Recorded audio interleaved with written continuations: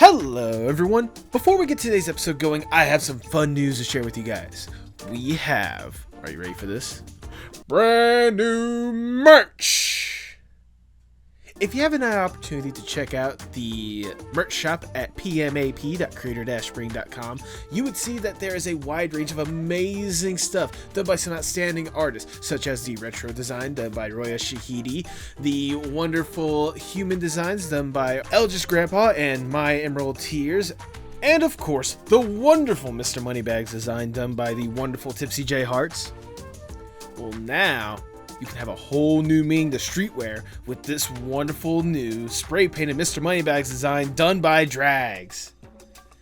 Inspired by the shirt that he draws for his persona, I saw that shirt and I instantly thought I need to have a Moneybags version of it. So I made sure to commission Drags to make this a reality, and he knocked it out of the park. Available in t-shirts, sweatshirts, hoodies, even pennants, which is a new one for me. That's interesting. You can find many different ways to rep this incredible design today.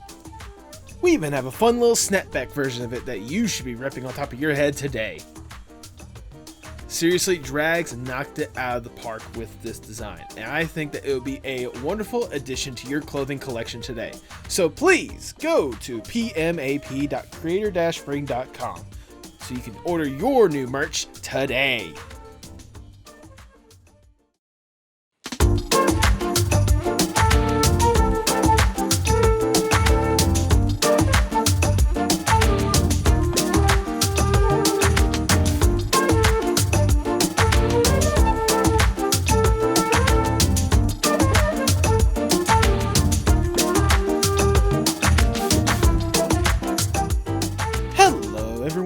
And welcome to the Postmodern Art Podcast, the podcast dedicated to giving artists who are wowing the world over the platform they deserve. I am your host, Nathan Ragland, and normally I allow my guests to have their normal conversations and have some fun, let loose a little bit. But for today's episode, I think we did a little too much clowning around, and I think that is perfect, considering at least one of my guests for today's interests, because I'll tell you right now, this episode, very animated in energy. Today's guest is Pingo and Pongo, a dynamic duo that are bringing a truly animated energy to your Twitch experience starting next Wednesday, January 25th, with their first stream of It Takes Two. I have at least known Pingo for a little bit, and whenever I heard him announce that they're going to be starting this new venture with their significant other, I knew I had to pull the trigger and get them on the podcast and have a fun conversation, which you will be hearing before too long. If you enjoy this episode, make sure you support Pingo and Pongo with the links in the description below, especially their Twitch stream, the PingoPongoPoogleZone, aka the PPP Zone. Like I mentioned before, they're going to be having their first Twitch stream January 25th, 7 p.m. Pacific Standard Time, 10 p.m. Eastern Standard Time. You should absolutely be there because it is going to be a fun time. If you enjoy the podcast, make sure you like, share, subscribe, or follow whatever audio streaming platform you prefer. Leave 5 stars wherever you can. I see that stuff and I absolutely love it. If you want to go a little bit further with that support, maybe you should consider contributing to the Patreon at patreon.com/PMAP. For as little as $1 a month, you can see your name added to the end of the episode. You'll get exclusive bonus content, early access to episodes, and so much more. Consider joining the Patreon today. And look, if all you're looking for is just a nice, cool place to where you can talk about art, meet other artists, really grow as part of this community that we are building here at the Postmodern Art Podcast, then maybe you should consider joining our Discord server, the Artist Sanctuary. We've already developed a wonderful group of people there, and you know what? We think you would be a wonderful addition today. But now, without further ado, please enjoy the Postmodern Art Podcast. Oh, do you have another artist doing the thumbnail for this podcast? No, I was going to ask you to do the thumbnail for the podcast. Okay. I heard you say artist and thumbnail, and I was like, oh, are they gonna have someone else do it? No, I can do it. Hell yeah! I was gonna say I always try to ask the artists themselves if they are able to do it, if I can commission them to do it. I mean, I asked you to do Duper's thumbnail ages ago, if you remember that. So I did. I feel like it's not fair. I definitely already did one. And I don't really need the money right now. I am working right now. So I feel like we should pass it on and we should like give someone else the money who probably needs it. I appreciate that mentality, but I will also say it wouldn't be the first time I have had someone do multiple thumbnails for this podcast. So okay, I think, what was it, my producer Tipsy? She's done at least like 6 or 7 of them at this point. So awesome! I think I'm more than happy commissioning you if you're down for it. Oh, I'm down. I'm so down. Okay, awesome. Fuck yeah, let's do it. Awesome. Let's do it. 3, 2, 1. All right, Pingo Pongo. Wow, sorry. I don't know why. I just started the podcast and I already had an empty brain. Let me try that again. It happens to the best of us. It does happen to the best of us. Let me try that again. All right, Pingo Pongo. Before I really get this podcast going, I want to give you more or less I want to ask more or less the icebreaker of the podcast, if I may. Let's say you both get to go to a deserted island on your own accords. It is just you alone with your thoughts. You get to kick back, relax, breathe, get to truly enjoy yourselves a little bit with accommodations. You're not stranded on a deserted island. It's a vacation, more or less, just on your own island or whatnot. Okay. To help with whatever vibe you want to try to go with on this island, you can bring one piece of media or one piece of art to help with, like I said, whatever mentality you want on this island. If given this opportunity, what would that one piece be?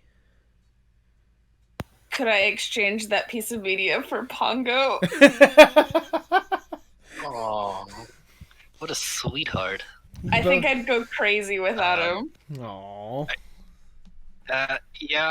My answer was a lot less sentimental and a lot more just like straight up just a joke. I was gonna reference a good old Nicolas Cage, bring the piece of media that is the Declaration of Independence, just to be a goofball.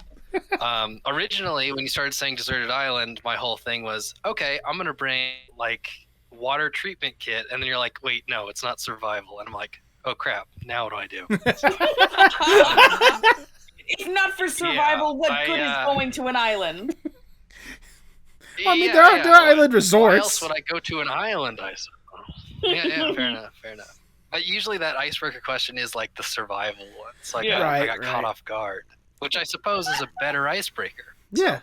Because it's like, if you're thinking survival, obviously, like, if I was to say one piece of media or one piece of art, people would be like, okay, how to make a raft on a deserted island or something like that, or like, I would bring a boat. Like, obviously, we know we know what would happen if you're deserted on an island. You would try to get off the fucking island. But if this is like a vacation for you, and you want to get like a good mentality and a good vibe to go with it, like, again, what would that one piece be? That's the question. And honestly, the Declaration of Independence is a very intriguing one. It was more so just the reference of just like Nicolas Cage, because that movie's hilarious. I love it. So would you take would you take the Declaration of Independence to try to see if Nicolas Cage would come to that island searching for it? And then he would get me off the island and then save me. I know it's not a survival situation, but meeting Nicolas Cage would still be cool. Yeah, you're playing 5D chess right now. Yeah, exactly. I get to stay at a cool resort, but then also meet Nicolas Cage because he's hunting down the piece of media that I brought with me. You have to like place it underneath a box and like trap him in there, though. Yeah, exactly. Or like bring a Van Gogh piece and have Doctor Who come and get you. No.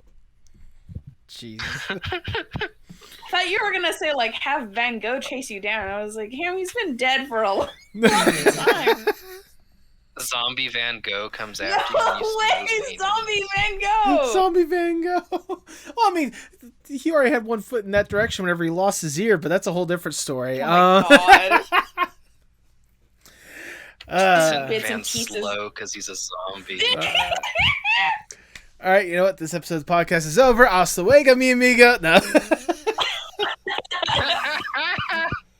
that was the question of the hour, I suppose. But nevertheless, Pongo and the Declaration of Independence. Those are your answers. Yeah. You're locking that in. Oh yeah. Yeah, that's a good one. And if that's the case, in a very wild start, I cannot think of a better way to start the Postmodern Art Podcast. Welcome, everyone. I am your host, Nathan Ragland. Feel free to like, share, subscribe, or follow whatever audio streaming platform you prefer. You can support the podcast on Patreon. Go to patreon.com/PMAP. And follow us on Twitter and Instagram, if they're still alive, at PostmodArtPod for future updates and guest announcements, including today's guests. They are the dynamic duo that will be bringing you a truly animated energy to your Twitch experience at PingoPongoPoogleZone. Welcome to the podcast, Moose and Cam, better known as Pingo and Pongo. Ow, ow, ow, ow. Yeah. Thank you. How are you two doing this evening? Super good. Awesome. Doing great. I'm so glad. How are you doing? I'm doing wonderful. Thank you so much for asking. I'm certainly more or less excited for today's episode.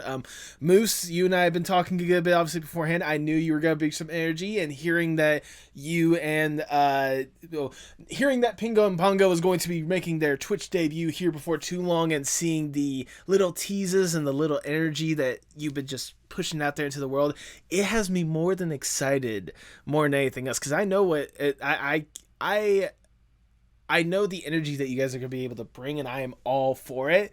So that's why I knew I'd have you on the podcast to really get that energy on full blast. But before we really divulge into the stuff you guys are about to be pushing out there into the world, I want to go back just a little bit and know more or less the origin stories of Pingo and Pongo, or I guess in this case Moose and Cam.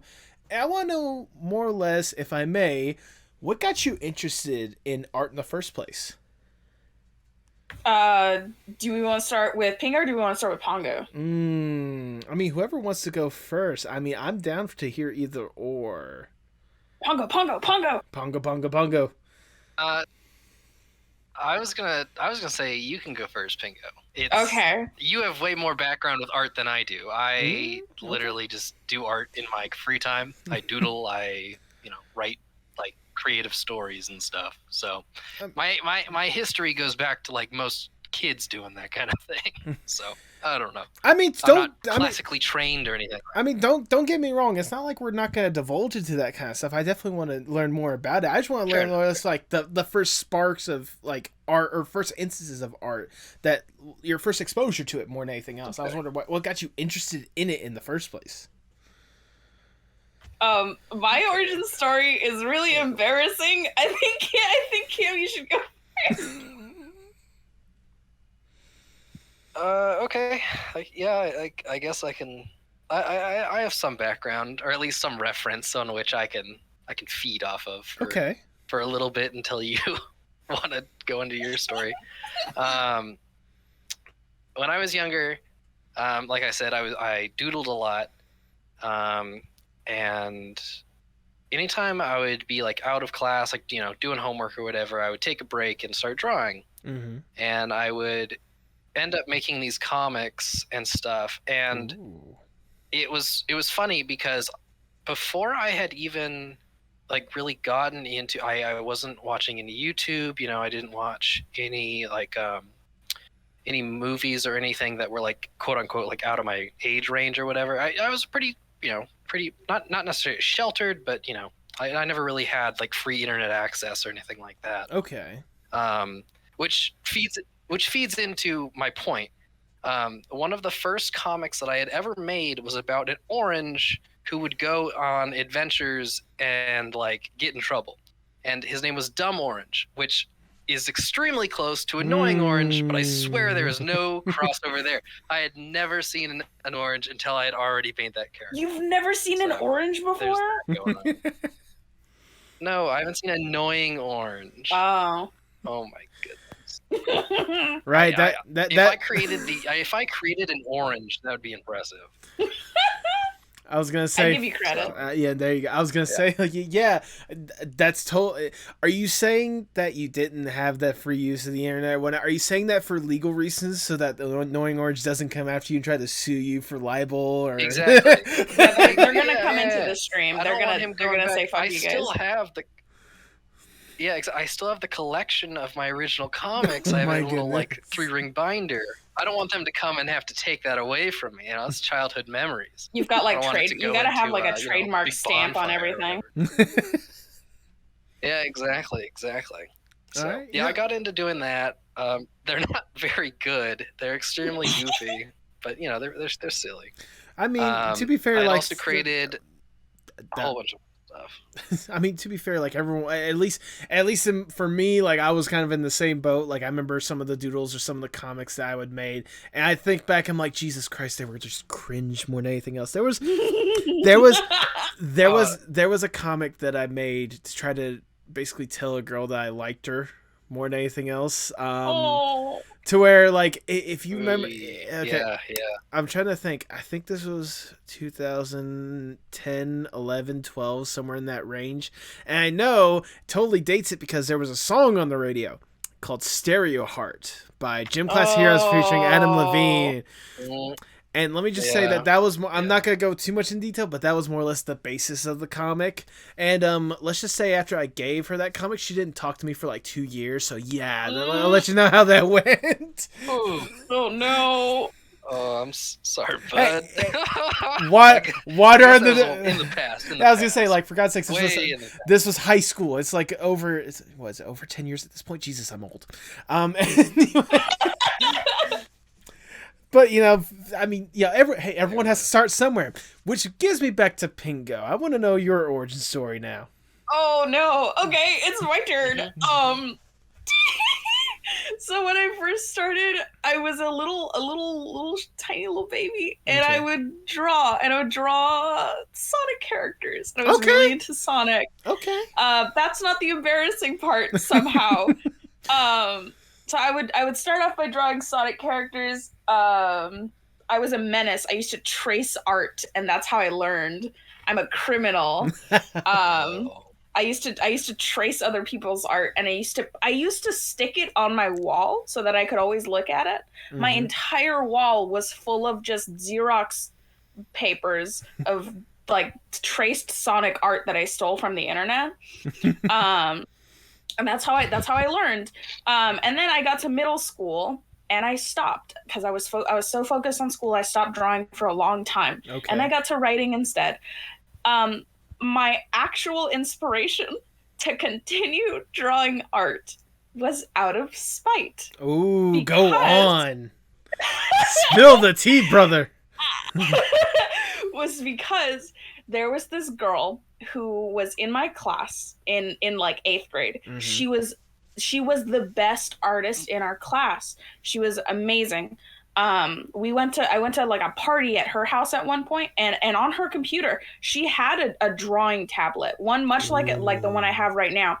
I had never seen that before. I had no idea what that was, but she told me she would draw on it. Instantly, I was jealous. I was envious. And from that day forward, I said I would be better than her in every single thing I ever did in class. That's one of the main reasons that I actually began to draw again, was because I was so envious of another girl's drawings being better than mine. You know what? Fair. It's not the first time that I've heard someone go all in on their career just out of spite, believe it or not. So I feel a little bit better about it, but not very much. Well, I was gonna say, what is it? You know Samuel Higgins, Eldritch Grandpa, right? Yeah. He has said many times before that he mainly got into VTubing because someone straight up told him that he would never make it as an old man. See, that's the thing, is you can't tell people you can't see that. I feel like that's more like validating though, because if someone says, hey, you can't do it, you can prove to them and say, yes, I can. Yeah. And it's a victorious story and it's a great story to tell other people. I just didn't like that this girl got more attention than me. And you know what? That's still valid, especially seeing the road that it's kind of taken you on. No. Yeah, exactly. If anything, you should be thankful for it. No, but because then look listen. at where you are now. The reason that I was so envious, not only did she draw better than me, she drew Sonic characters better than I Oh could. no! It was personal. It was so personal. That was a dagger to the heart right there. Yeah, we were best friends after Exactly. that. But, oh my god, I hated it. You were best friends out of spite at that point. I was best friends out of spite so that I could go to that party and potentially steal that tablet from her. Just out of curiosity, then how's you she could doing then thes days as an draw artist? over the tablet. Yeah. Oh, I don't even want to think about where she is right now. She's probably like on top of the world. She was an incredible artist. Okay. Well, I sincerely hope the best for them more than anything else. But, you know, No, yeah. but at the same time, like, thinking about, okay, obviously that was the start more than anything else. And again, like, you know, hey, look at where you've been able to develop from there. So I have to ask for both of you, when did it go from this, like, just general love, or in Moose's case, spite, to a passion and then wanting to make it your career?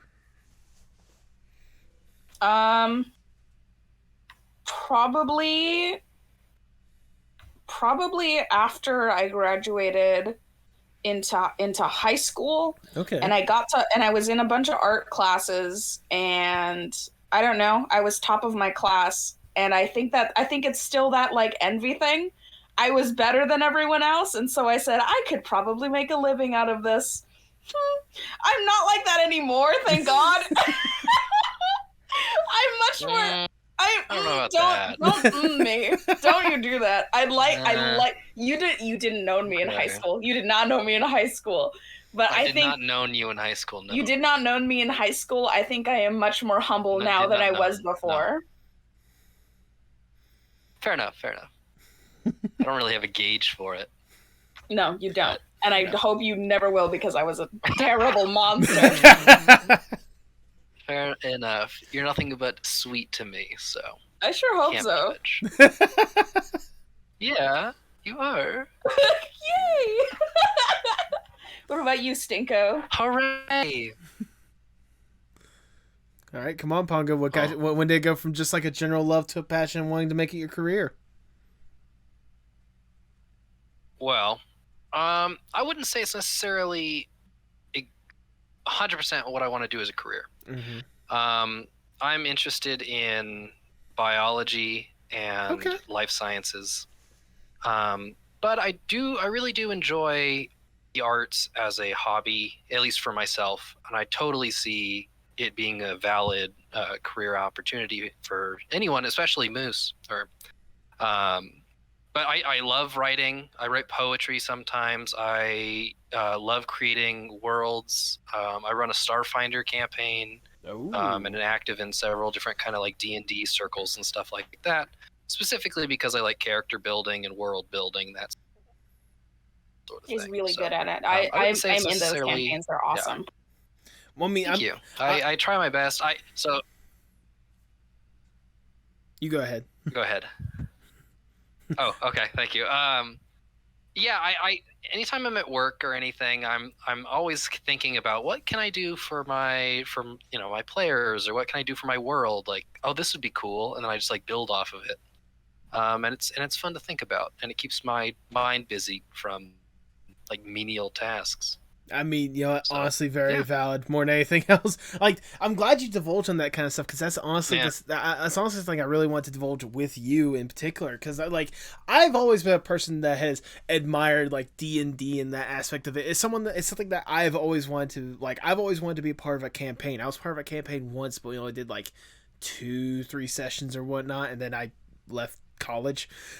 So like, for you especially, like, what is it about, like, you know, D&D and Starfinder, like, more or less these like tabletop games, creatively, what is it about those that really get you going?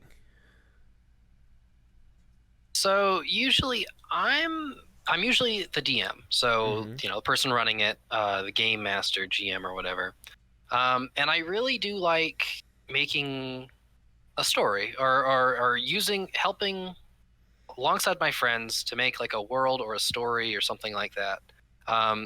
And it's fun because it can like divulge into just the most random things going on. Like they'll be obsessing over the most random thing and then just becomes a story out of it. And so we spend like 3 hours just like talking about a stupid thing, and it's hilarious. It's like, it's a fun time to spend with your or your friends. Right. So yeah, I don't know. It's the fun of being able to share storytelling in a creative way, as well as like, depict different, like ideas or different kind of people, or overall, it's really cool kind of stuff. I mean, that I enjoy. I can only storytelling, especially. Yeah, sorry. You go ahead. The campaign that we've been doing together, the Starfinder one. How long has that been going on, Cam? Like a year? On and off, probably like a year and a half. Yeah. Okay. Yeah, I have so many stories about that campaign, and those characters that we've made have stuck with me for so long. I get excited to tell other people about this story that Cameron's made, and all the stories that we create together. It's amazing. I have never had a better like DM than Cameron. Like, I'm serious. I really try my best. I'm really happy every time someone, like one of my players, compliments me about my worlds or about how I run the game. The other day, one of my other players, I work with him, and he thanked me and said that the last session we did was really, really fun. So I was extremely happy with that. But yeah, I always enjoy that kind of time you get to spend with your friends, because like it's something else to do other than like playing video games with each other, or just kind of hanging out.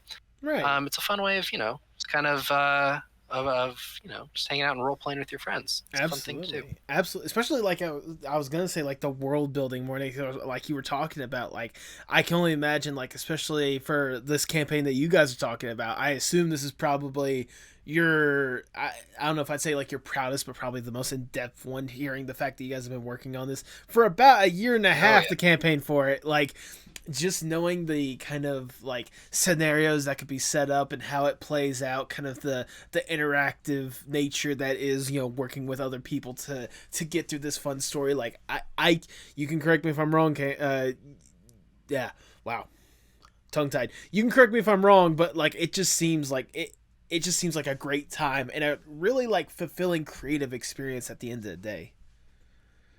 It really is. And one thing that I just remembered what this tied into. So when I was in middle school, I really got into improv. And I did a lot of improv stuff, and I did drama and acting overall. It didn't carry into high school, but I still definitely liked the idea of improvisation. And I feel like that's a good thing to have as a GM or a DM, because you always have to like guess on where this story is going to go, because you never really know. Because overall you're in control, but your players can do, at least in my campaign, can kind of do whatever they want, but just have an overarching like story mission to follow. And I think that's a really fun aspect of it. Is that improv and like not sure where it's gonna go kind of thing. There you go. Now I have to ask, obviously, for the campaign you both are in, I have to know, is there a campaign moment, or is there like a particular, I guess chapter would probably be the proper word or whatnot, or like a certain, what's the word I'm trying to look for, like experience that you guys have that you would say is like the best part of the campaign so far? Smoky suicide. Smoky. Yeah. I'm sorry. That was a crazy one. Moose, you want to tell her, or you want me to? I can tell it. It's my favorite story. Go for it. All yours. So can I? So Cameron's younger brother is a part of our campaign. And his character's name is Smokey the Bear. He is a pyromaniac bear. My character was an alien. He's a see-through alien. Or sorry, they are a see-through alien. Their name is Gesso. Okay. And then our other friend who's in the campaign, his character is an orc. His name is Loser. And so Smokey the Bear met a girl at a bar. Oh, no. And her name is Gidget, and they hooked up, and they've been dating throughout the game. Okay. At one point, we are having a dinner party.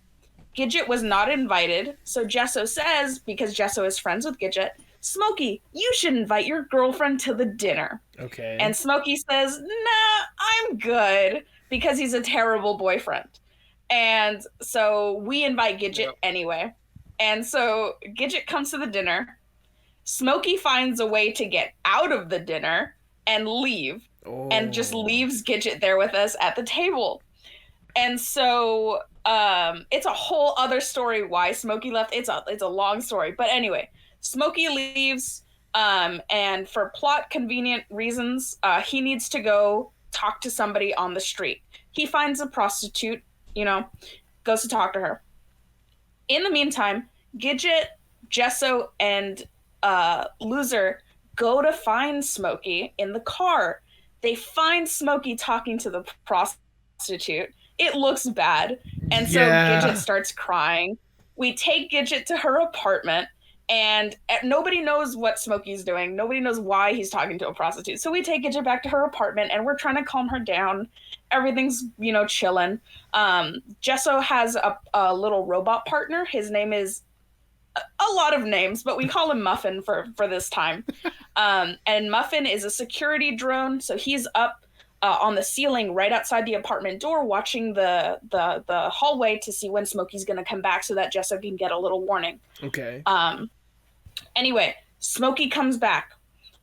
Everyone's mad at Smokey, and to sort of give a warning, Muffin shoots like a blank at Smokey to ward him off. Smokey gets angry and says, I need to talk to Gidget right now. And she doesn't want to talk to him. And so we're like, not right now, Smokey, come back later. We can talk later to let her have some time to relax. And he's like huffing and puffing. He's like, no, I need to talk to her right now, and tries to break down the door. Oh, no. And so Muffin is also equipped with another type of gun. And so shoots an actual flare at him. And that makes him even more angry now that he can't come inside the apartment and he's being shot at. So what does he do? He goes into the parking lot and slashes her tires. Oh, lovely. Not just her tires. No, I'm getting there. I'm getting there. Car in the park. Okay. I'm getting there. He slashes her tires and says, why would you do that? We know that you slashed her tires. They're going to arrest you. And so he goes, okay, better idea. I'm going to slash the tires of every car in the parking lot. And then gets caught by a security guard. And instead of running away, he kills the security guard. And then runs away. Murders the security guard. And runs back to our ship. He runs back to our ship at the base. At the port, sorry. He runs back to the port, hides away in our ship. Gidget is terrified now that there is a dead security guard, angry. He's a giant bear. He's a cyborg bear, so he can do some serious damage. And so she's terrified. So we take her to the police station. In the meantime, while we go to try find Smokey, we take her to the police station. She's checked in. She's going to spend the night there. And then on the TV is suddenly the news. A security guard has been murdered near these apartments. If anyone has any information about it, please let us know. And Gesso, who is the lawful good character, says, I must tell the police. Oh, no. So Gesso tells the police. And, how many cars show up at the port, Cam? There was 20 or 30 police vehicles that were, surrounding the ship. Oh, there were 20 or 30... 20 or 30 or I think it was 40. It was 30 or 40 police cars. Could have been something like that. 20 or 30 police cars surround the ship. They surround the ship. And so Smokey is like, shit, they know I'm here. I gotta get out of here. So Smokey flies up out of the space station, but he can't leave because the security there is like, hey, if you fly out of the area, we will shoot you down. And so Smokey says, okay, there's only one way out of this. Oh, no. Supercharges the engine and crashes right back into the port and kills 40 police officers on the scene, as well as himself. Explosion. And everyone is all rocked, and then like everyone's going crazy. They're like, "Holy crap! You just killed your character!" And then my brother's like, "Yeah, I know." He's like, "It was plot relevant. It was important." And I'm like, "Oh man." And to be clear, his character was chaotic evil, so it made sense. But yeah, it was such a journey to get there, and it's my favorite story to tell. All it leaves is the single question of what the fuck did he... What was up? Why? What was he hiding from his girlfriend? Why did he need to talk to her so badly? So that's the part that I think is the best part. Is that the best part? No, watch. Because us as players knew what Tyler what my brother Tyler was talking about. He was talking to the prostitute to try and get his girlfriend jealous. However, they were whispering to each other, so they didn't know. Yeah. No. The reason that he went to go is because he wanted someone to impersonate Gesso because he wanted Gesso and Loser to get married. What? Oh, that's right. That was a whole random thing. That's why I said it's a whole other story. Yeah, I forgot that whole side thing happened. Gesso and Loser are just friends, but we always joke that the characters should just like get married. And so during the dinner, Smokey suggests they should go and officially get married. And we say no thank you. That's funny, but no thank you. And he goes, "You know what? I'm going to go officiate your wedding." And so we go, "But who's going to be Gesso and who's going to be Loser? Because neither of us are going to show up to the court." And he goes, "I'll go find someone to impersonate you. I have disguised self." And goes to find the prostitute, and the rest of the story happens. So yeah, he wasn't like actively trying to like ruin it, but he did. And yeah, it was bad. Look, all I'm just gonna say. One of my favorite parts. Oh, go on. You go on. Yeah, go for it. I was just gonna say one of my favorite parts of the campaign that I'm running, or just like overall, is every time I leave something that can be explored later. Like I'll leave a little plot thing here, a little something there, and my players will go back and do it like later. So the original party died. So way fast forward, they get exploded. They all die in space. Spoiler alert. We start a new campaign. Yeah, spoiler alert. Sorry, everyone dies except for Muffin. Who blew them up. Muffin's the only one who survived. Yeah, Jesso's pet or drone killed everyone. So that was rough. After that, I kind of rebooted the not even rebooted, but just like started it again. However, this was 100 years in the future. Okay. So now everyone that they knew is either gone or they're just old.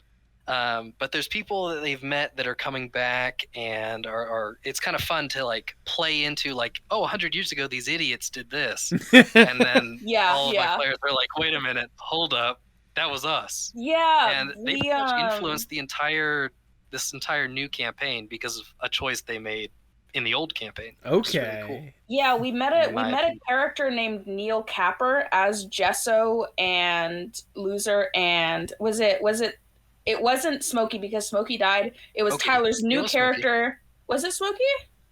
I thought it was Gary Mander. No, Gary Mander came in later.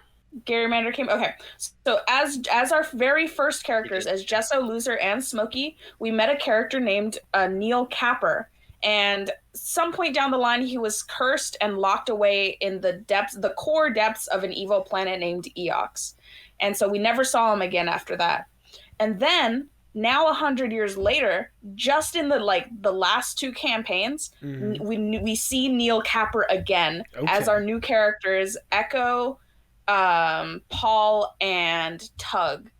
And it was just so cool because he told us that Gesso and the others were the reason that he was locked down there in the first place. Okay. So it was so cool getting to see Neil Capper again and him going, yeah, these three idiots stole the sword that stealed away Eox, and I got locked down in the center of the earth for a long time. But the past is past, and we're trying to mend the future now. And all of us just going, oh, that was us. Yeah, oops. Yep. Look, all I'm gonna say yeah, is it's a blast. all I'm gonna say is, look, Critical Role was able to get an animated series based off of their campaigns. Where's this animated series? Because obviously this has more action. I have like such a good memory of like almost everything that's happened in the campaign. I've been writing a lot of it down, and I honestly would love to make a series out of it at some point, because I think our adventures are so funny. And they get really sad. We even have a patented beach episode. We do have the beach episode. We do have a beach episode. That's not a good tie-in with being sad, but yeah, we do. No, but it gets really sad. But I don't want to keep talking about D&D. We have other things to talk about. But I was gonna say, these are all like 4 people in the world really get these jokes. So. Yeah. But still, I mean, it's even good to share. It's good. I mean, it's awesome, and especially hearing, just like creatively, just like the interesting stories and like the interesting twists that you've been able to add to it or anything else. Like, that's why I wanted to bring up in the first place. I love how creative like D&D and tabletop games, like how intriguing these can be. So that if nothing else, like I'm glad to know that Pongo. I'm glad to hear that you're like really all in on this and like having a blast with it at the end of the day. Oh yeah, I love it. There you go. Now I have to know, Pingo, you can probably be the one to answer this. Did you get to know Pongo because of D&D, or was there something else that led you to really get to know each other? Okay. I met Pongo on Bumble because I was banned from Classic. I was banned from, what is it? Tinder? I got banned from Tinder for lying about my age. Oh no! Crazy for Tinder.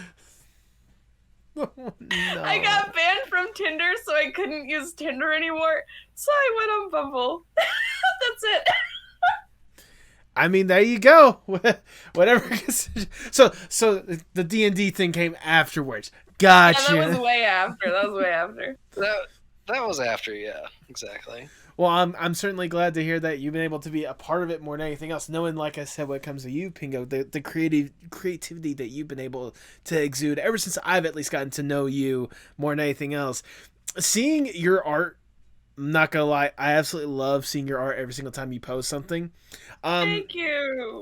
I have to know more or less, like, so beautiful. is wonderful, and I have to know more or less like some of the inspiration that leads into some of your art. I know one of the biggest inspirations, maybe as of late, who knows, but I know one of the biggest inspirations I've seen is a little independent game series called Five Nights at Freddy's. No, we don't talk about my Five Nights at Freddy's obsession right now. No, but yes, Five Nights at Freddy's.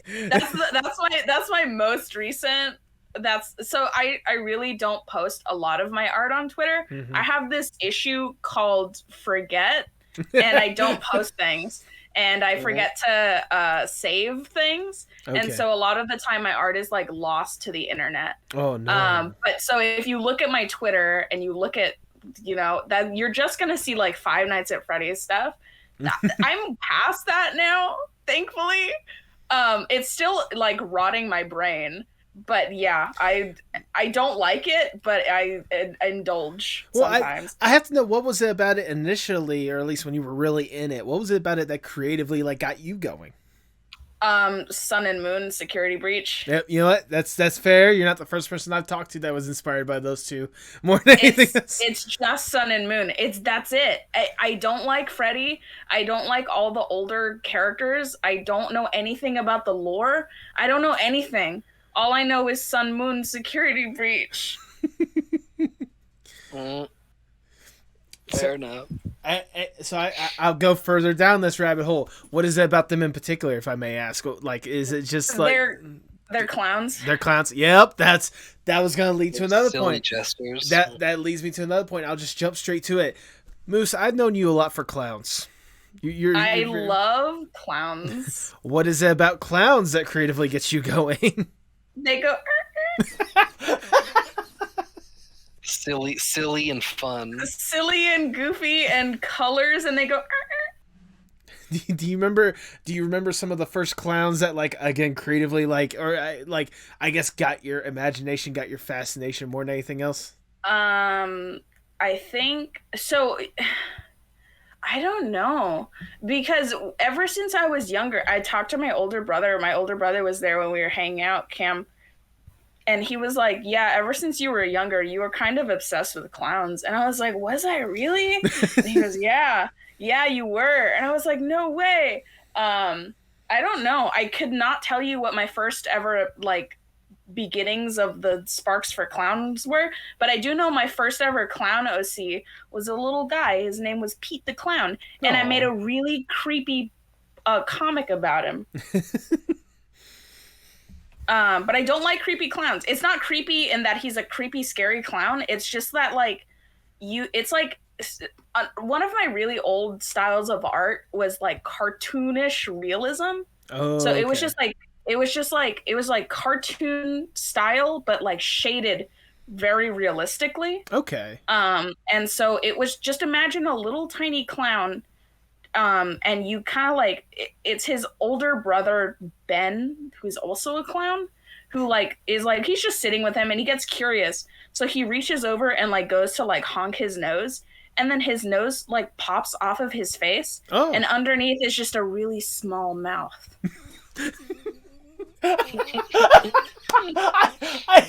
I need to see this character. I love that. That is. Oh, it's my first ever. No, that's a lie. It's not my first ever comic. My first ever comic was a Sonic comic, but this was like one of my first ever comics since drawing again in high school. So I will send it to you for sure.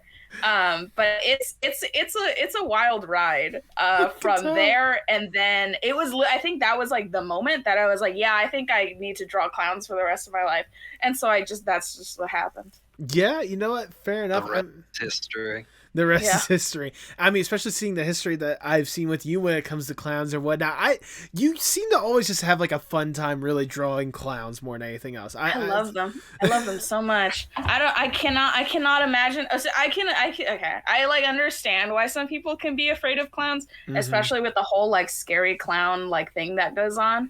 But like if you meet like a genuine clown, like they're so chill and they're so funny. They're so cool. I was going to say, I believe that, at least for me personally, like, yeah, there are the instances in history beforehand of, like, you know, creepy clowns, more or less, and that's, like, you know, the original, like, Pennywise, 1990 with Tim Curry or whatnot, like, you know, as silly, as campy as Tim Curry's performance was or whatnot, I could see how that could be creepy. I can think of two major instances on why people could really hate clowns, me personally. One of them is John Wayne Gacy, which if you know that story, yep, we're gonna move past that. And the weird thing that happened, I want to say, was like the summer of 2016, where there was just these the summer of 2016. It was like Halloween time, and all those clowns came out of nowhere. Just clowns, just like being creepy as fuck in the middle of nowhere. Like that is the only two major instances, other than like, you know, obviously using clowns as like a centerpiece for like horror films and stuff like that I can see why people have a legitimate fear for clowns. Past that, I mean, it's a clown, for God's sakes. Yeah, they're just silly goofies. I don't know. I like the silly goofies. Yeah, I look, I'm right there with you. I mean, especially the clowns you've been able to create or whatnot. Like, even with the one that was like, even whenever they are like super violent or whatnot, they're just still goofy clowns. Yes, allotment. I've seen that. What was it? The one of the clown with like the hammer with blood on it or whatnot that you draw or whatnot. Yeah, that's Locket. Yeah, Locket. Yep.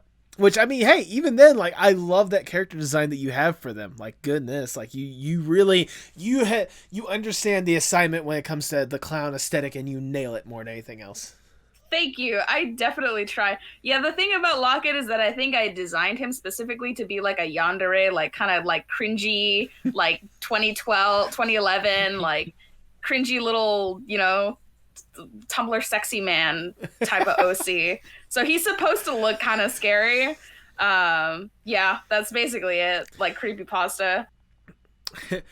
I just want to say, while I appreciate the description, I never want to hear that description ever again. It's my favorite description for anything ever. Then I guess that's one of your favorite OCs then, I guess. He's one of my favorites. I was thinking you that one, or what was it? You also have a. Well, I was trying to allude to beforehand was you have a security breach OC that I think might also be a clown or whatnot. Oh, Kuiper. Kuiper. I love Kuiper. I'm not gonna lie. Like every time I see their design or whatnot, like what I assume obviously security. What was like more or less the inspiration to make that OC?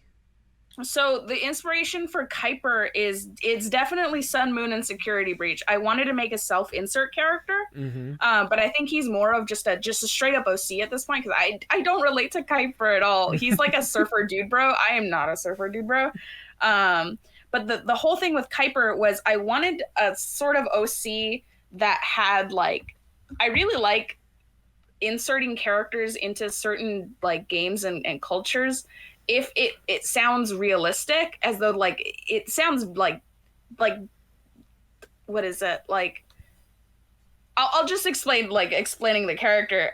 So I basically wanted it so when you're in Security Breach in the game, there's a section of the game where you enter Phaser Blast, which is like a laser arena, and when you enter the game, there is a robot there who is like he's just like they have the janitor bots. He's basically like a glorified janitor bot that just gives you instructions. And it's like, here is your gun. Go through here, shoot the people. And you're like, okay, cool. It is nothing more than that. And so I thought, how come all of these like games like Roxy's Raceway has a character? It's Roxy. Or Montgomery Golf, it has Montgomery Gator as the character. All of these games have their specific character except for Phaser Blast. Why is that? And so I think it's because there was a character that somehow got like removed, and so they just put the bot in there. And so I was like, I want my OC to be that character that they removed. And so Kuiper is supposed to be the original Phaser Blast operator. And so he's just this like he's got the arcade floor pants. He's got like a spacesuit sort of theme going on. He's neon colored. He's got flaming red long hair. He's got the cool shades on him. And he's supposed to be like really cool and like really radical. And he's just supposed to be like, all right, everyone, we're going to shoot some like aliens. And, he's going to bring you into the game. 90s Capri Sun kind of. 90s Capri Sun dude. And so I really liked the idea of Sun and Moon who have like a bungee cord so they can like float into the air if they need to. And so I was like, yeah, I want to give him like a jetpack. Like that'd be so rad. And so he has a jetpack, but it doesn't work. It just shoots out fire and it uses the bungee cord to lift him up. And so I was like, so how does he die? I think the reason that he ends up dying is because his hair is so long, it reaches back towards his jetpack. And since since the original idea was just like fake fire, like confetti fire, but that would be too much mess to clean up. Just use real fire. It's cooler. So at some point he's up in the air and just gets set ablaze, because how more Five Nights at Freddy's can you get than a great big fire? Like the number one way that Five Nights at Freddy's exactly. And so he just bursts into a big ball of flame, or like a big comet, and like shoots down into the ground, which is I guess it is kind of relevant to his name, Kuiper, which is like a belt, like an asteroid belt. Yeah. So I don't know, it just fit the character, and that's just who he is, and I love him. I mean, I can certainly see why. I mean, it's a fun character. Gruesome way to die, but we'll cross that bridge on a different one. But you can't say gruesome like you're shocked. It's the Five Nights at Freddy's. Look, I know. We do be doing that. I know. But nevertheless, like especially hearing like how much fun and investment you have with like this OC or whatnot, some of the like the clowns OCs that you've had beforehand or whatnot. How much fun is it for you to like create a new character, if I may ask? Like, I will create a new character every 5 minutes. If you are in a call with me and you're watching me draw, I will draw a character, and I will draw a new character almost every single time. Unless specifically told draw this character, I will sit down, I will draw a new character, and I go, this is Larry.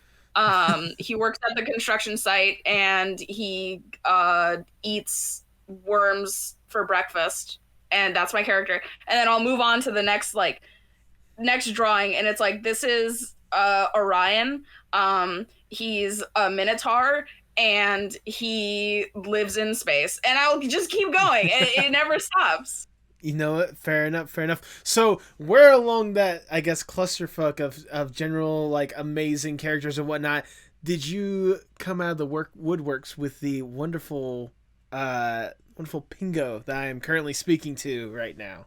Oh, so Pingo is like an inspiration from a lot of things. Okay. It was, I think the whole thing with Pingo was the reason that I wanted us to settle on the theme for just the entirety of Pingo Pongo Poogle, was sort of this like retro theme. Okay. Because it's based on a lot of like older cartoons, like what is it, like Ozzy and the Cockroaches, like that style, or like we it's so funny.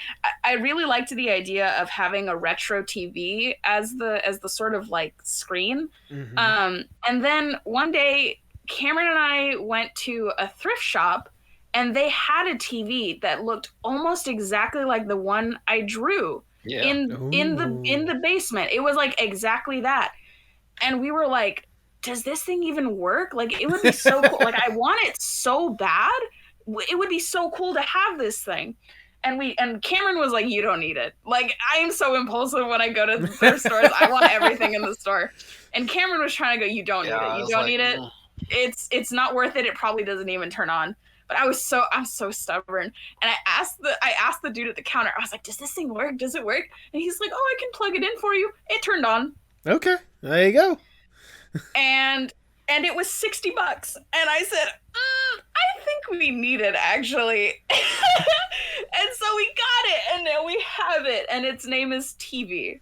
And so we love playing games on TV, and we love watching things on TV, like Over the Garden Wall, something that looks retro, and it shows up on the TV, and it looks awesome.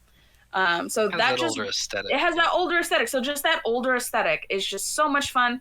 And so when I made Pingo, my original thought was, I want something that looks ugly.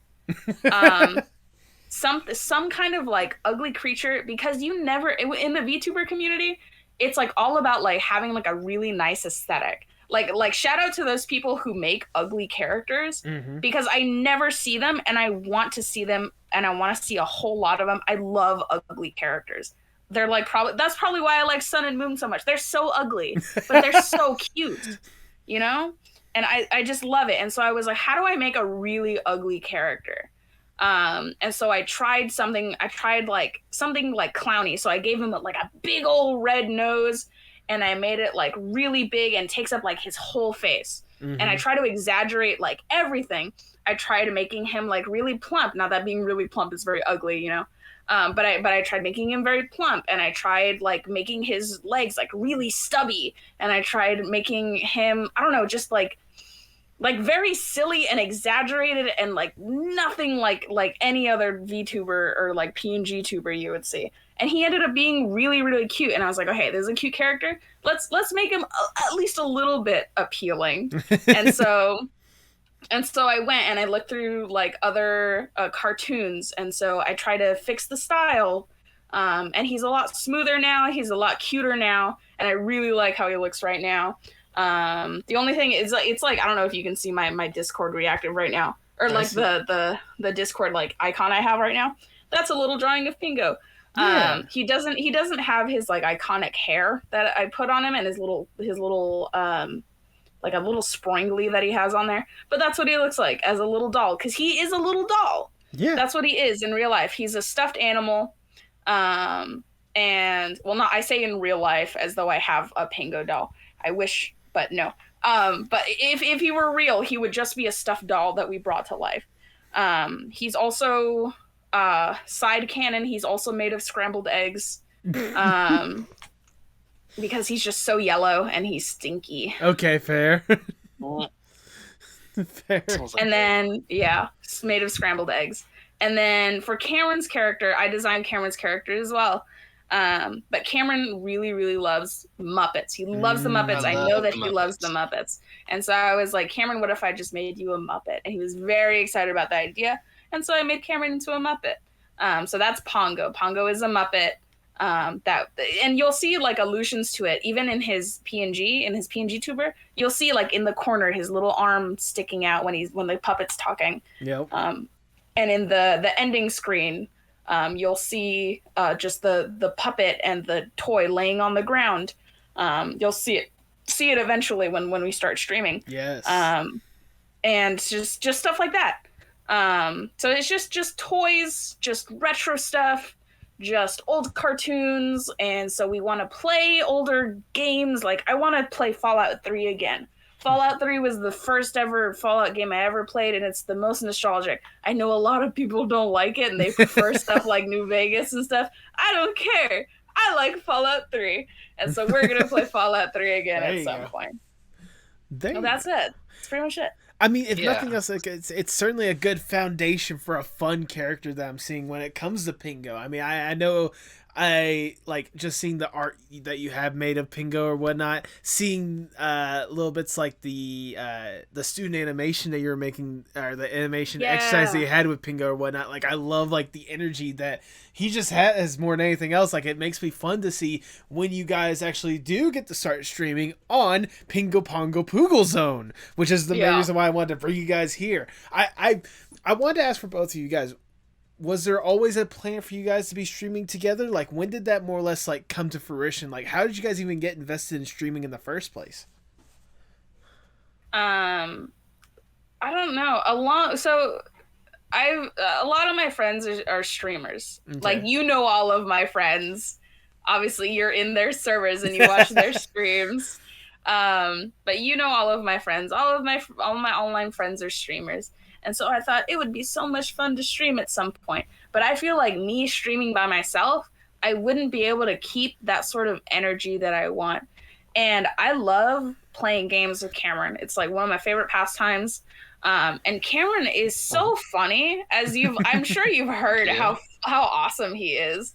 When we talk to him right now, he's so funny, especially when we're playing games. He's so much fun to play games with, and he's so sharp and he is so like witty.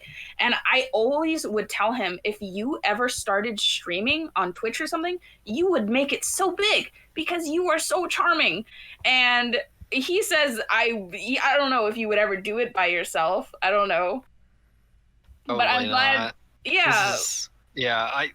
My whole thing is that you're kind of leading the charge, and I want to support you, and I want to play games with you, and I want to be silly with you. Oh. Yeah, exactly. Yeah. And so I feel like if we do this together, I feel like it's so much more fun than if we were to do it one or the other. And then so it's just an excuse to have time to play games with each other, and I like that other people can get to see like a more fun side of Cameron than people really don't see a lot of the time, because he's a little shy sometimes. And when we're in calls, he's not always very active. And I feel like people don't get to see the like really fun side of him. So I really want to like show off how cool my boyfriend is. Look, guys, look, he's so funny. And I don't know, I just think it's fun. I was like, put a ton of pressure on me. I'm sorry. It's not all about you, Cameron. It's my stream still, so you can be funny, but only if it makes me look good, okay? There you go. Ooh, sorry, we just lost Pongo. Bad internet connection. Now back to me. I was gonna say Pongo's just over here in the corner, like, I'm just here for the food. Yeah, exactly. And I do want to say, Pongo, like, yeah, you say that Pingo's more or less the one that's going to be leading the charge. But I bet if Pingo ever breaks down and decides to do a Plants vs. Zombie streams, you're going to be the one taking the charge of that one, aren't you? Oh, I love me some Plants vs. Zombies. Yep. I have sunk an ungodly amount of time into Plants vs. Zombies. When I was growing up, I used to play Garden Warfare, the first one. Mm-hmm. Forever. I have probably 1,000 of hours on that game. I would spend like nights like with my brother, he'd be like, Cameron, we gotta play something else. I'm like, no, we gotta keep getting these character customizations. We must stay strong. And then we'd like play until like 4 a.m. and then I'd go to bed. And the next morning do the same thing. Get right back to it. But yeah, ever since the original Plants vs. Zombies came out, I've always been a fan of Plants vs. Zombies. It's just such a fun series. I don't know. I just like the whole aesthetic of it. It's very like lighthearted and silly, but also, like, ooh, zombies. Like, like that whole kind of like, oh, spooky. It's funny. I mean, I love it.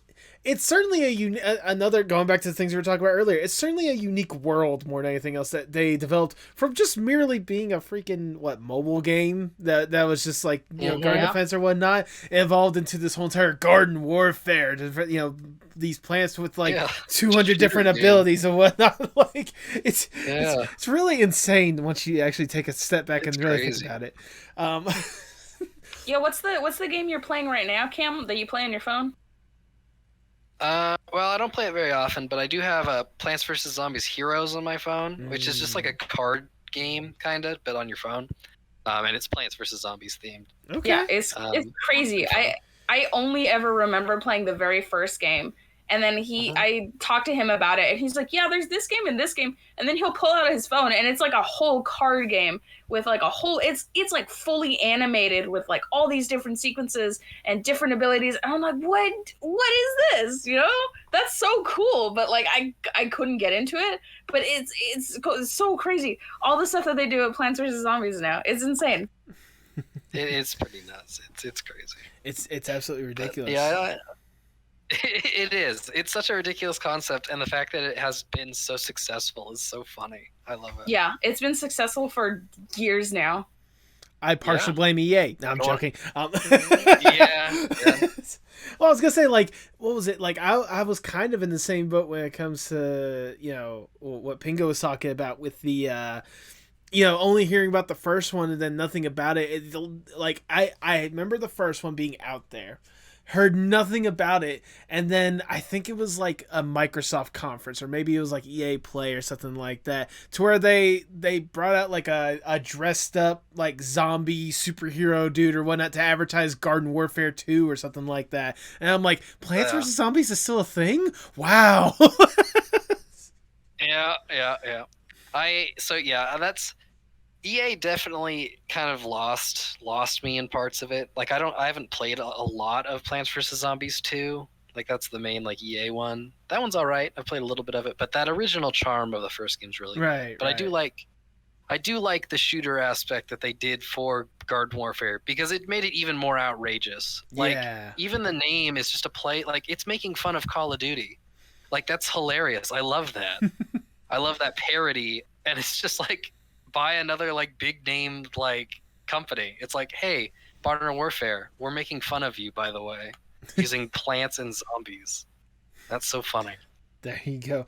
But let's get back to the streaming aspect real quick before we divulge too much into making this a Plant vs. Zombie podcast. The plant.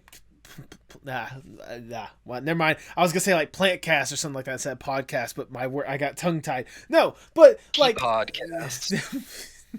There you go. Jesus. No, but it's fun hearing more or less that you guys are really going for it together to really have this fun little aesthetic. Pingo and Pongo and Poogle, which is a war criminal. Where did Poogle get involved in this situation? Who is Poogle? What is Poogle? That's a good question. I wish I could answer it. But you basically answered it yourself. I don't know. I don't know what Poogle is. I don't know what the only thing for Poogle, the only idea I had was I thought other streamers have a text to speech bot and they're really funny. And I like seeing those clips on TikTok of what's that one person with they have a cat TTS bot and they're a bug. Jackie the cat or what? Oh no, not bug, but I know Jackie does a little one with the oh wait, and then I think the one you might be talking about, Bug, is it Big Nose Bug by chance? Yeah, that one. Okay. I know I see a lot from Jackie whenever she posts It could be Jackie too. having like the chat cat or whatnot in Twitch, and the Twitch chat always finding a way to like make it like say or like sing songs or something along the lines of that. Yeah, exactly. Yeah, see, those are so funny, and I think they're so funny. And I was like, I want a little character like that. And then we just have Pingo and Pongo. And when I originally like came up with the idea, you can see like the original like title screen idea for it. In the Twitch like banner that I have. It's like a crossword puzzle. Okay. And that's literally where Poogle was born, was that little idea, because Poogle wasn't a thing until I started making that crossword puzzle idea, and I was like, Pingo Pongo Poogle, ha ha ha, funny name. And then I like wanted to fill in the space, so I just drew a little guy, and I was like, okay, his name is Poogle. And then I was like, that's so funny, I like that idea. And so I like brainstormed it with other people, like Noelle, who was also on the stream before, on the podcast before. Yes. Tie-in. Go watch that one after this one. Absolutely. My cool friend Noelle. So I was talking to her, and she was like, oh yeah, you could make it like a TTS bot. And I was like, that's a really good idea. That would be so cute. So yeah, Poogle's just a little TTS bot. Streamers are also Poogle. If you watch the stream, you are Poogle. You are a Poogle. If you join us in the stream, you are a Poogle. Poogle is just a general term, but the Poogle character itself is just a little creature, just a little TCS bot. Also a war criminal, known for tax evasion, murder, getaway chases, all of it, all the soup, all the stuff. I was just gonna say at the end of it is like, congratulations, when you're a part of chat, you're Poogle. So congratulations, everyone's a war criminal. Everyone's a war criminal. Everyone who joins the stream is a war criminal. You have committed tax fraud. You have committed tax fraud. Tax evasion, more like tax evasion. I've always thought that the Poogles were also kind of like with old TVs, how they have that grain to them. They look like he's a little scribble, and he looks like, like the little like frames of animation where you accidentally get like a hair on it or something, and it looks like a little, fair. That's a good thought. So that's what I've always thought. That's always what I thought it was in my mind. That's also valid. That ties in too. That's what he's made of. He's made of just old film stuff.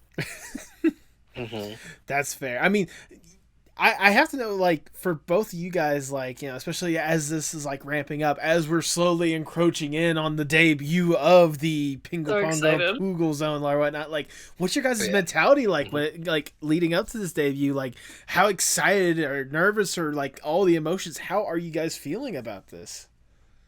I'm excited. I'm really excited.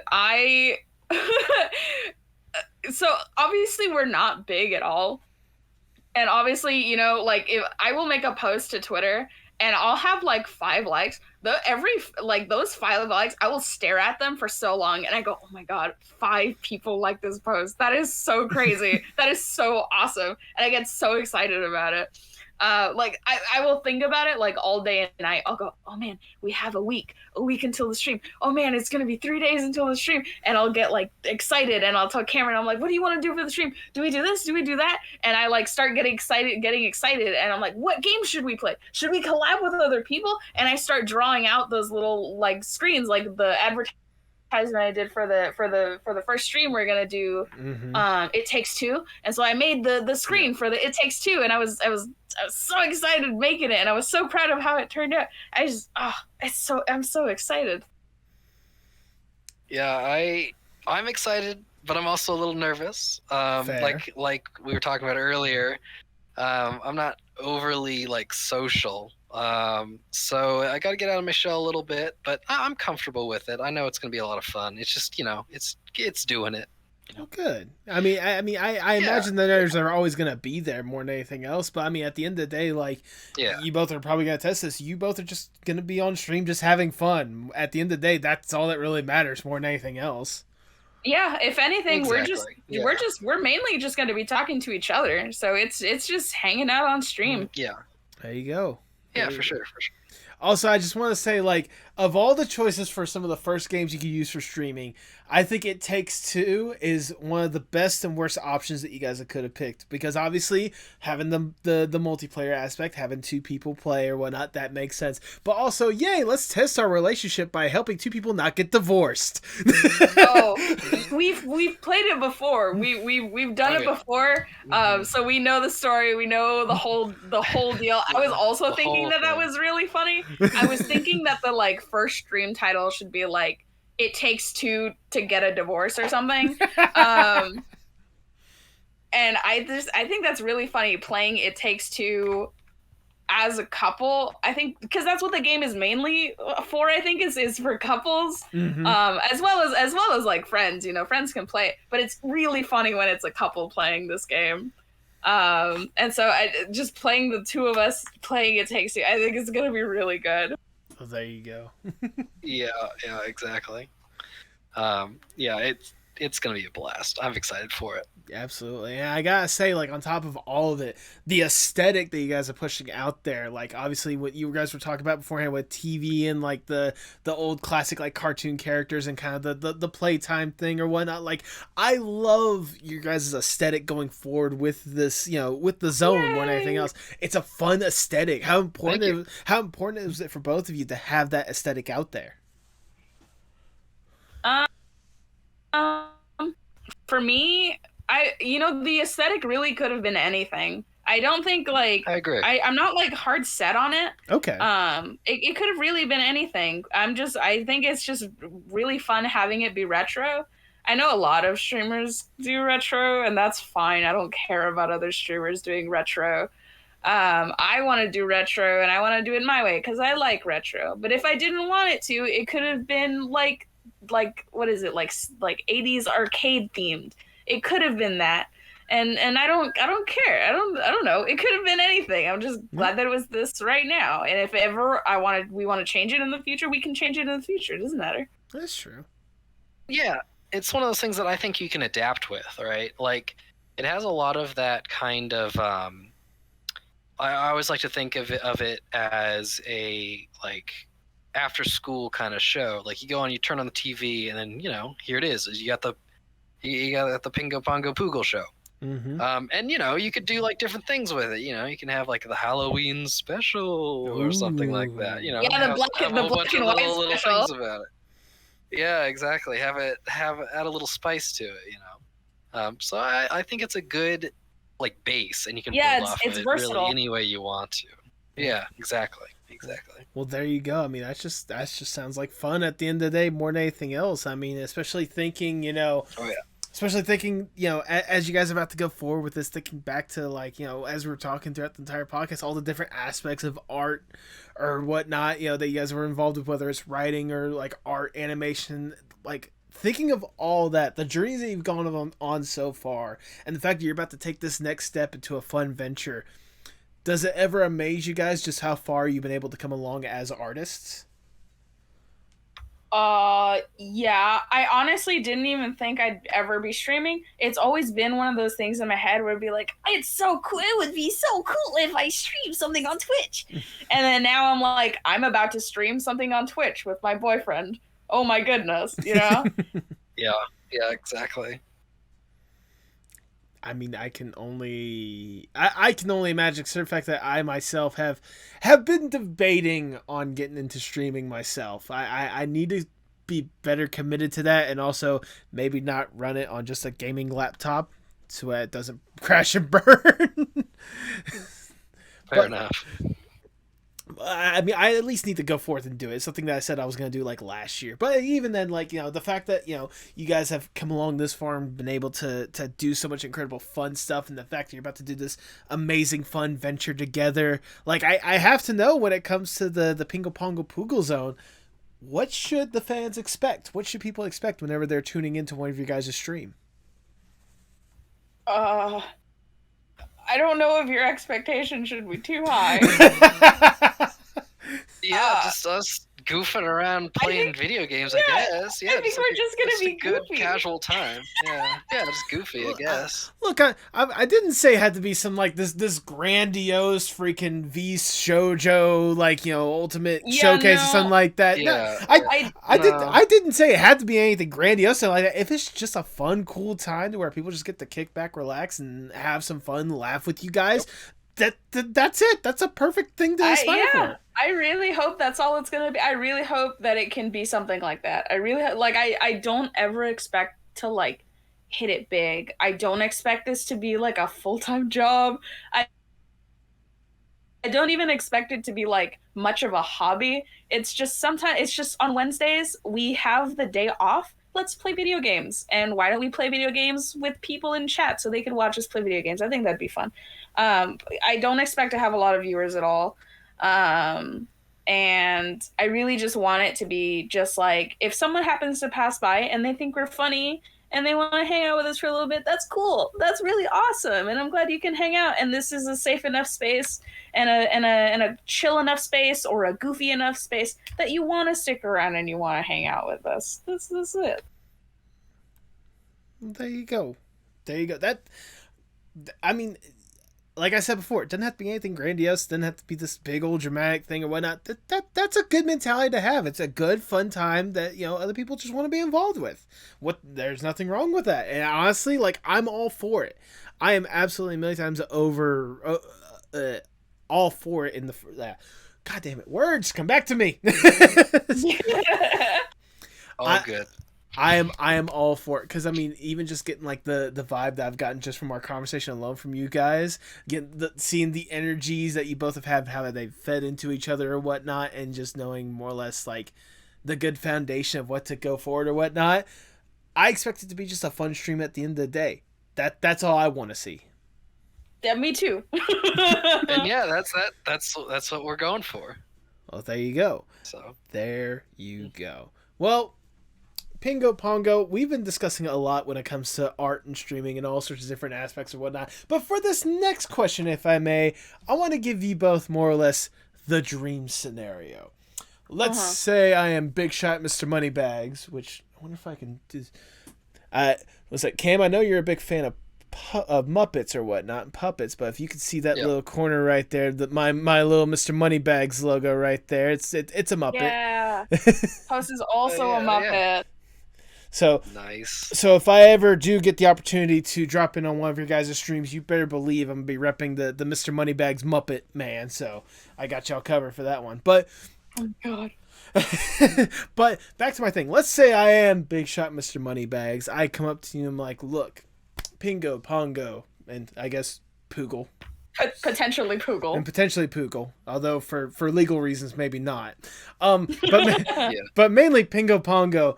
We see kind of the fun you're able to bring out. We see kind of the cool opportunities you guys have more or less created for yourselves, whether it be through hobbies like D&D or potentially your future careers like with animation and art and such. We have access to anyone and everyone in whatever industry possible, and more money than there should be possible. We could probably be helping so many other people get like their dreams come true, which we will. We'll get to that, but right now we're focusing on you two. And kind of Poogle, but for legal reasons, no. If given this opportunity, what would be the dream Pingo and or Poogle project? Or Pingo and or Pongo project? Honestly, just getting the chance to like sit down and be able to animate that like whole Starfinder campaign would be like the coolest thing. Yes, honestly. Yeah, that would be so cool. I would be so happy about that. Yeah. Yeah, I think I've talked about this with him before. Is I really just want to make a cartoon with Cameron. I would love to have his writing and his direction, and just being able to animate it would be so fun. I get so into things, and I get like really, really like hyper fixated on things, and I know that I overwhelm him sometimes. Like I was like, we're gonna make a cartoon right now, and I opened a Google Doc. Yeah, I opened a Google Doc and I was like, let's make a cartoon about cowboys that cross dimensions. And he was like, okay. And we started writing it, and we got through like half the Google Doc, and then we never talked about it again. Yeah. But I would love to make a cartoon. I would love to make a cartoon at some point. I think it's really, really funny. One of Cameron's favorite shows is SpongeBob. Okay. Yep. And SpongeBob was made by what was his job? He was like a marine biologist. Yes. He was, yeah. And Yeah, Cameron seen also him. really wants to study biology. And I feel like he's such a good writer. I feel like he could be like the next like SpongeBob show type creator. I feel like it's a little bit like Destiny. I feel like it would be really good. Maybe. I don't know about that, but hey, it's cool. I think yeah. I do love writing. And it definitely would be something that I don't know if I have that same kind of drive to include what interests me about nature and like living things to exactly my creative writing style. I appreciate both, but I appreciate them both for different reasons. So I don't know if I'd create a story about biology as much as I would, just use my knowledge to like influence different things in like books and stuff like that. But like I said, I'm not really sure with that. It's more of a hobby for me of writing and character creation and that sort of thing. I mean, that's valid. But even then, like what Moose was talking about, like the animated series based on that campaign you guys were talking about, again, sign me the fuck up, like straight up. Yeah, I think it would be so fun. I think it'd be so good. I need to start because I'm learning. I'm finally in a space at school where I am learning how to do animation. That's something I wanted to do my whole life. Is I wanted to make movies, I wanted to make cartoons, and I'm finally like starting to be able to get to do that. And so I think I'm gonna just keep working at it. I'm gonna keep improving that skill. And if I end up landing like a big studio job, that'd be so awesome. And like maybe on the sidelines, I can start doing that because I really want to bring that to life at some point. And I was thinking, I've you've seen the little things I've made for class about Pingo and Poogle and the silly things that they've been doing. And I think like over time, if ever that we hit like I don't even know much about Twitch, but I know you can hit like affiliate or whatever, and you can start doing like reacts and stuff. Or like not reacts, but like redeems. If you like do redeems and stuff, I would love to do sort of like what Johnny Jellyjaw does, and he has those like big animated sequences, or those like little animated like redeems and stuff. That would be so cool. I would love to do that with our streams. So that's like a smaller little project to do, but that's also something I would love to do at some point. Okay, I'd be down for that. I'd be interested to see what creatively you can bring into that. Maybe have like an anime like Clowns Attack or something along the lines of that. I think this isn't much of animation. Yeah, I know. This isn't much of like an animation thing, but I know at some point if we ever do reach that point where we can do redeems, I really want to redeem where you can change the color of Pingo's underwear. There you go. There you go. He has undies. The change your undies like redeem or something. He has the weirdest color of underwear, and I feel like if you can like change it, I think it'd be so funny. I think it'd only be funny to me, but I still think it'd be really funny. Suggestion. Whoa, my underwear purple. I was gonna say like a suggestion would not almost have it like a lottery kind of thing, like when people have enough points to have like redeem. So it's like if you randomly, okay, there's a purple one and there's like a pink one and then there's like a legendary rare like gold underpants or something along the lines of that. Yeah, like I could like I don't know, like coveted gold. Yeah, like the like covet. No, but then it's like underwear NFTs. I don't know. No, how I want to do that. No, not NFT. You're not. The people are not NFTs. buying. No, it's like underwear. It's like what is it? What are those games like the Gashapon games? There you go. underwear gotcha. But it's Pingo Pongo Poogle. I mean, it's with Twitch points that people will culminate when they watch your stream. I mean, where's the loss in that? That's true. You're right. I'm gonna do it. I'm 100%. That's gonna be the first one I ever make. But there you go. If ever. I think you'll get. I personally think you'll get there. Now I'll get to why later, but for this next question, sadly we gotta get down from the dream scenario. We gotta get back to reality, and I'll ask the sadly ever so back to reality. Yep. Oh, there's go gravity. Well, there goes gravity. And I'll Mom ask spaghetti. Mom spaghetti. Yes, Mom spaghetti. But I will ask the ever so generic question: where do you both hope to see yourself, say, 5 to 10 years from now?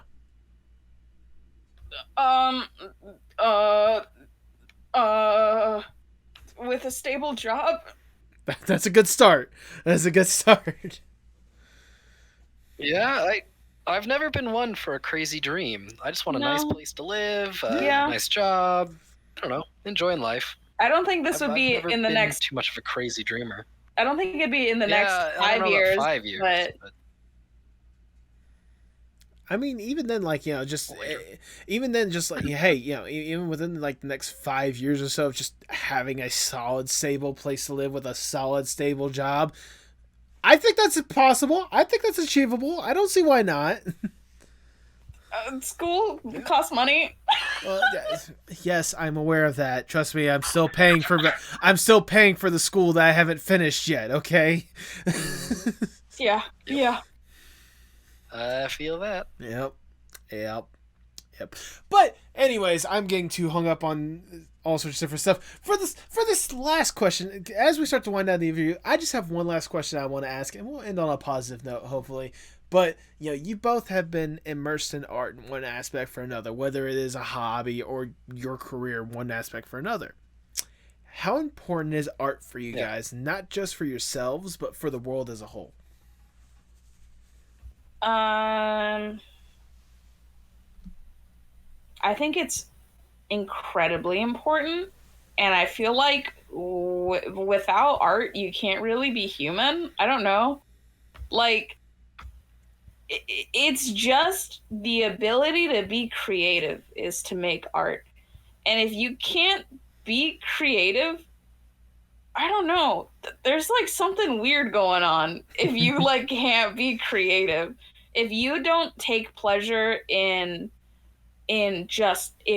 taking photos of something pretty that you see, if you don't indulge in beautiful sights or like creativity in painting something, it doesn't even have to look good, but just the act of like creating something, painting something, singing something, listening to something, like being able to register patterns in music that appeal to you, that's like art. That's like beauty. And I don't know, that's just, you can't appreciate that. That's weird. Yeah. And isn't that like, that's a good point, is that being creative is innately human. And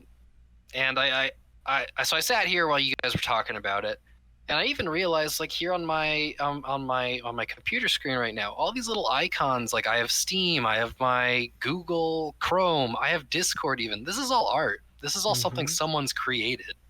This is all technically art. And it's that kind of that medium of art. It just changes, and I feel like art adds kind of part of life that's important. If no one did art, then it really wouldn't be worth it. All your favorite movies, all your favorite video games, all your favorite music, you know, like it's one of the reasons that make us human, and one of the things that we celebrate most. And it's really important, I think, for culture and for people overall as humans. Well, there you go. That is wonderfully worded from both of you guys, if I do say so myself. Thank you. Like I said before, that is all the questions that I have for you guys. I've already showered you both with a whole bunch of praise, but I want to shower you with a little bit more because it's my podcast. I do whatever the fuck I want. Fair enough. I blush. Say, look, Pingo Pongo, or at least for this one, I'll address you guys. Look, Moose Cam. Ever since I've gotten to, at least when it comes to Moose, ever since I've got to know you and see the art you've been able to create, I've been absolutely loving just about every single aspect of it or whatnot. Cam, I haven't been as active with you, and I apologize, but even then, like, you know, hearing just the stuff that you are invested in, hearing the like creativity you're able to exude in your own way, especially when it comes to the D&D campaigns and such. Like, it's incredible to know that like with both of you guys, there is a love for art and creativity that's really gonna be showcased on full blast whenever you guys go all in when it comes to, you know, the Twitch streaming or whatnot. You know, Moose, whenever you announced that, you know, this PingoPongoPoogleZone, you know, Twitch thing and like all the aspects of it, like I, especially seeing like just even glimpses of how it's going to look or whatnot, like just right off the bat, I fell in love and I knew that this was going to be something special one way or another. That's why I wanted to have you guys here. I want other people to know more than anything else that what you guys are going to be presenting, whether it's, you know, through this Twitch stream or whatever you guys do in your personal lives or whatnot, it's going to be incredible. And I want other people to know that and be there to champion it more than anything else. Seeing the art you've been able to push out, you know, hearing the stories you guys were able to tell today or whatnot, like, I have a true, genuine love and appreciation for what you guys are pushing out there. And I know that with Pingo Pongo PoogleZone, it's going to be just nothing short of just fun for everyone that's going to be involved. So, long and the short of it, at the end of the day, all I just want to say is thank you guys for what you are doing.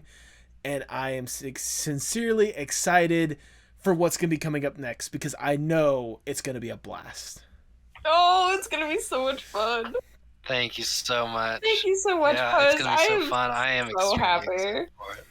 So glad to be on this podcast. I knew, man, the moment that you like reached out and you were like, "Hey, would you like to be on the podcast?" I was like, "Oh, that's gonna be so cool! I love Post." I was like gushing about it the other day when I was having lunch with Cam and our other friend. I was like, oh, my friend's Post is going to have us on his podcast. Look, I appreciate the kind words. And look, I knew at least when it came to you, Moose, I knew you were going to be on the podcast at some point because every single time you post art, I can't get enough of it. And especially with the previous thumbnail that you did with Duper, which, again, I appreciate it to no end or whatnot. Like, that was so fun. I love doing that. You really nailed it with the aesthetic more than anything else. But, like, more than anything else, like, just, you know, the art you've been able to produce and the energy that you bring.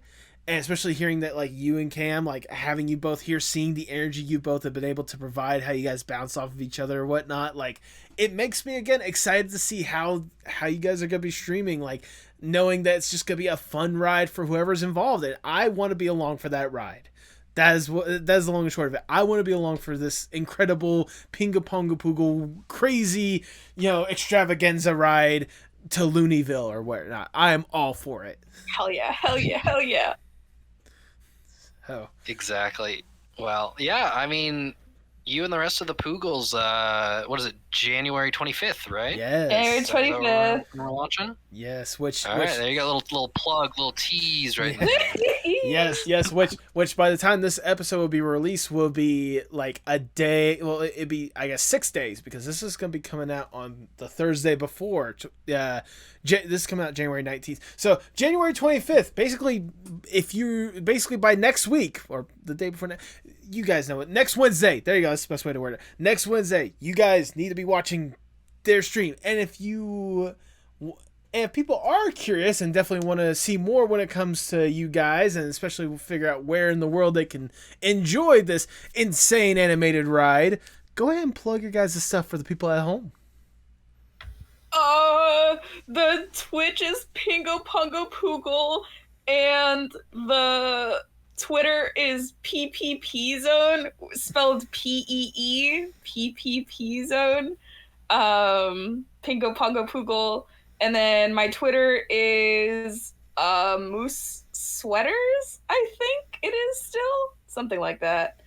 And then Cam, I don't know. Cam, do you have a social media? I don't really have any plugs to plug. Just ditto, I suppose. So support me by supporting Pingo. There you go. And if you did miss any links, at least when it comes to Pingo or whatnot, I'll be sure to have them linked in the description below. I got y'all covered. Don't worry about that. Do you guys have any final words before we sign off? I just want to thank you for having us on this podcast. I've never been on a podcast before. I know, surprising, There you go. but yeah, it's been a pleasure. Yeah, this has been so fun. Thank you, Post. Hey, I said it a million times Yeah, before. thank you so much. I knew I had to have y'all on more than anything else. Thank you guys for bringing just a good, fun vibe for this episode. This was fun. Yeah. Oh, final words. I love Cameron. No. I love Moose. And I love My Pingo God. Pongo. So there you go. I think that works out for all of we us. love you. Yeah. Love all around. With that, all I have left to say is for the people at home, hasta luego, mi amigos. Bye. And good night. Tell me what's wrong, tell me it's parts in motion. Sing me a song, tell me your eyes can all open. Show me it all, pick me up in the car you drove when you used to call. Show me it all.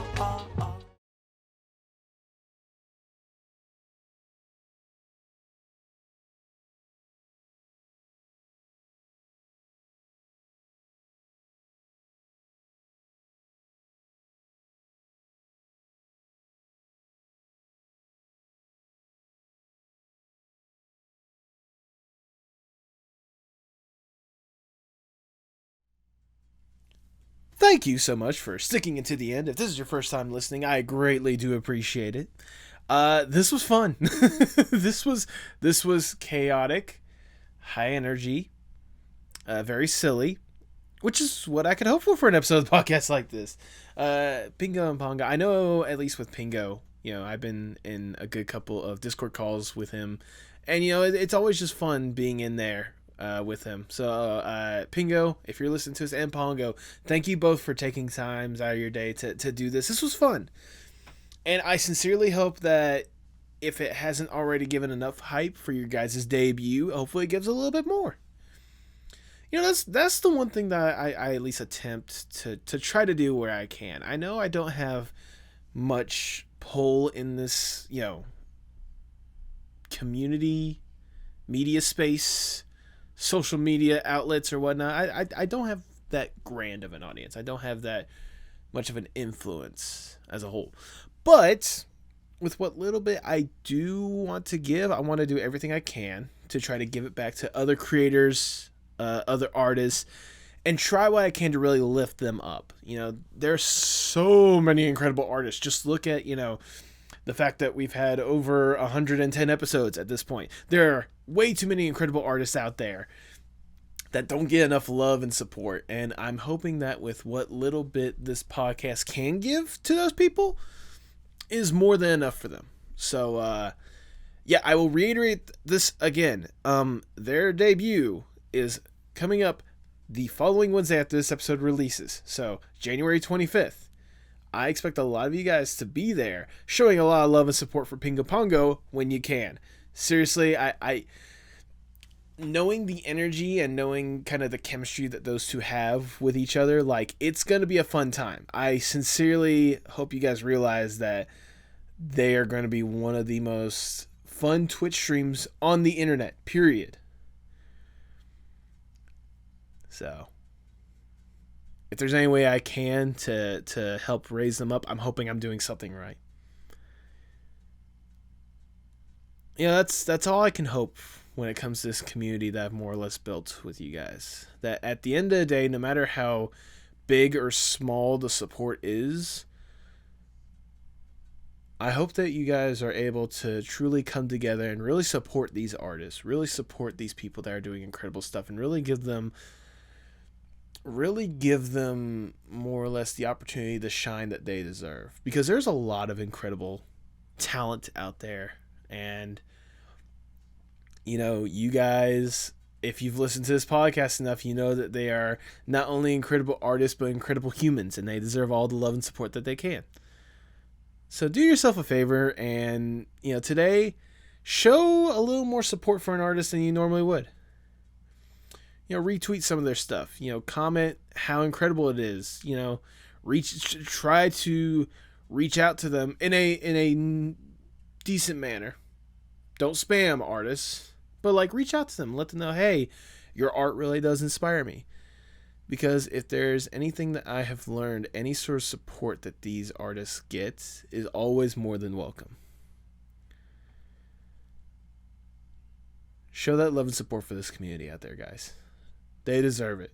Especially nowadays, especially in animation. Oh, dear God. Oh, Lord help us. But yeah, go and show that love and support today.